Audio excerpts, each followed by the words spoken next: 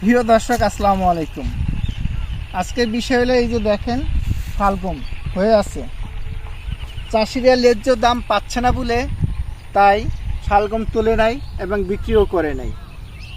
তাই আপনাদেরকে একটু দেখাচ্ছি যে এক একটা শালগম কত বড় বড় হয়ে আছে। দেখছেন এত বড় শালগম দেখছেন কিনা তাও আমি জানি না, এক একটা লাউয়ের মতো শালগম।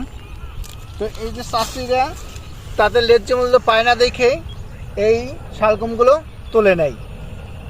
তো আগামীতে এই শালগম চাষিরা চাষ করবে কিনা আমার জানা নাই, যেহেতু তারা তাদের ন্যায্য মূল্য পাচ্ছে না এবং খ্যাতিই পচাইতেছে। আর আমরাই চাষিদের মূল্য দিচ্ছি না বলেই ধীরে ধীরে চাষিরা হারিয়ে যাচ্ছে। আর জিনিসপত্রের দাম আরও বৃদ্ধি পাচ্ছে, যেমন চাষিরা চাষও কমাই দিবে এবং জিনিসপত্রের দাম বেড়ে যাবে, যেটাই কমবে সেটারই দাম বাড়তি হবে।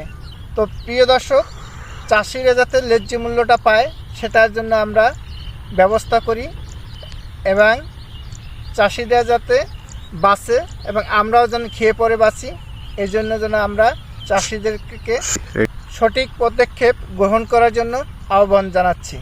আসসালামু আলাইকুম, সবাই ভালো থাকবেন এই শালগম ক্ষেত থেকে।